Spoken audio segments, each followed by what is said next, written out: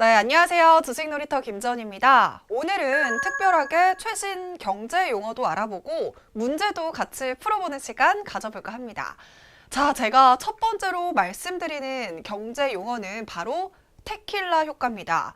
저는 일단 테킬라라는 술이 떠올랐지만요. 이 테킬라 효과는 한 국가의 금융위기가 주변의 다른 국가로 급속하게 확산되는 현상을 말합니다. 대표적인 예가 있죠. 1997년도 태국의 외환 위기가 있었을 때 필리핀과 한국, 말레이시아 등에 영향을 줬었고요. 우리나라가 IMF에 구제 금융 신청을 한 것도 테킬라 효과의 하나였습니다. 자, 그리고 두 번째 용어는 바로 그림자 금융입니다. 다른 말로는 섀도우 뱅킹 시스템이라고도 하는데요. 주식 딜러나 헤지펀드, 머니마켓 펀드와 같은 비은행 금융기관들이 은행과 비슷한 역할을 하면서도 고수익, 고위험 채권을 사고 팔면서 새로운 유동성을 만들어내는데도 불구하고요. 중앙은행의 규제와 감독을 받지 않는 금융회사를 말합니다. 그래서 이 그림자 금융은 은행 시스템 외부에서 이루어지기 때문에 은행이 제공하지 못하는 다양한 금융중개 기능 수행이 가능해서 수요자들로 하여금 효율적인 금융 이용을 돕는다라는 장점이 있지만요. 아무래도 예금자 보호를 받을 수 없기 때문에 시스템적 위험을 유발할 가능성이 높습니다. 네, 이번에는 랩 어카운트입니다. 증권사에서 운용하는 종합 자산관리 방식의 상품인데요. 고객이 예탁한 재산에 대해서 자산 구성, 운용, 투자 자문까지 통합적으로 제공을 하고 있고요. 고객이 돈을 맡기면 증권사에서는 고객의 자산 규모와 기호에 맞춰서 적절하게 운용 배분과 투자 종목을 추천하고 일정한 수수료를 받고 있습니다. 자, 그리고 네 번째로는 블랙 스원입니다. 검정 백조라는 뜻인 것 같은데 보통 백조 하면 하얀색 백조가 떠오르시죠? 검정색 백조를 보신 적이 있으신가요? 이처럼 도저히 일어날 것 같지 않은 일이 일어나는 사건을 말하는데요. 2007년 미국의 투자 전문가 나심 니콜라스 탈레브가 자기의 저서인 검은 백조를 통해서 서브프라임 모기지 사태를 예언하면서 쓰이기 시작한 말입니다. 그리고 핫머니라는 말도 있어요. 어감에서 약간 예측이 가능한 것 같기도 한데요. 국제정세의 급변이나 사회적, 정치적 불안, 환율 변동 등이 예상되는 경우에 단기간의 금리 차익을 노리는 국제금융시장의 유동성 단기 자금을 의미하는 용어입니다.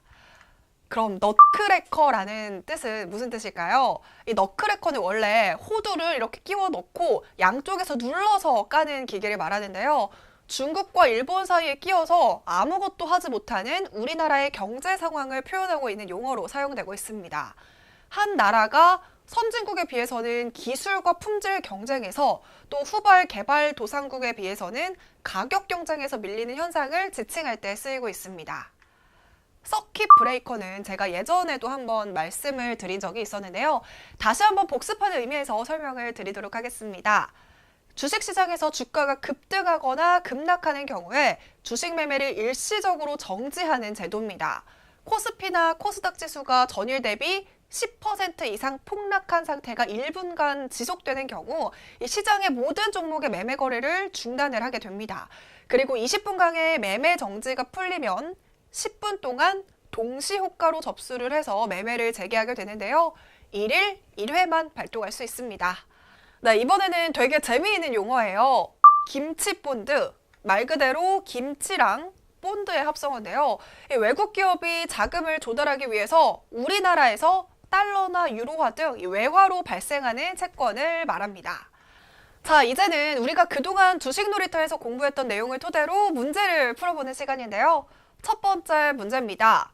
주식과 사채에 대한 설명으로 옳지 않은 것은 1번 보합은 주가가 아주 조금 상승했거나 하락했을 때 사용하는 용어로 상승할 때는 강보합, 하락했을 때는 약보합이라고 한다. 2번 주식시장은 주말과 공휴일을 제외하고 정규시장은 오전 9시부터 오후 3시 30분까지 이루어진다.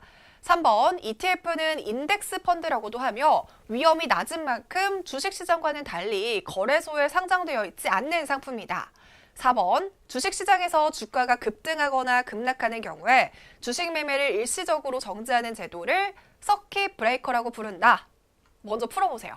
정답은 뭘까요? 바로 3번이죠.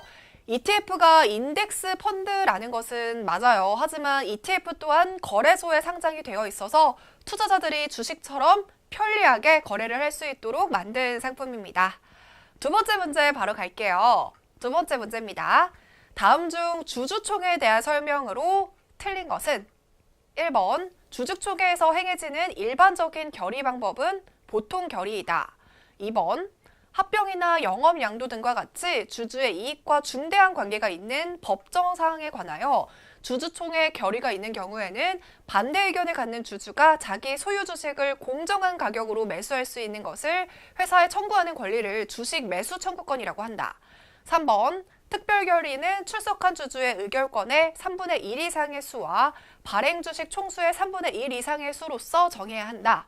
4번 주주총회는 주주가 모여서 회사의 의사를 결정하는 필요기관이고 이사회는 회사의 업무 집행에 관한 의사 결정을 위해 이사 전원으로 구성되는 주식회사의 상설기관이다. 네, 정답은 바로 3번입니다. 특별 결의는 출석한 주주의 의결권이 3분의 2 이상의 수와 발행 주식 총수의 3분의 1 이상의 수로서 정해야 합니다. 그리고 이번 주식 매수권 청구권 이야기는 제가 공시로 알아보는 기업협병에서 언급한 적이 있었다는 것도 말씀드리겠습니다. 네, 그럼 오늘 영상은 여기까지 마치겠습니다. 우리는 다음 영상에서 만나요. 안녕.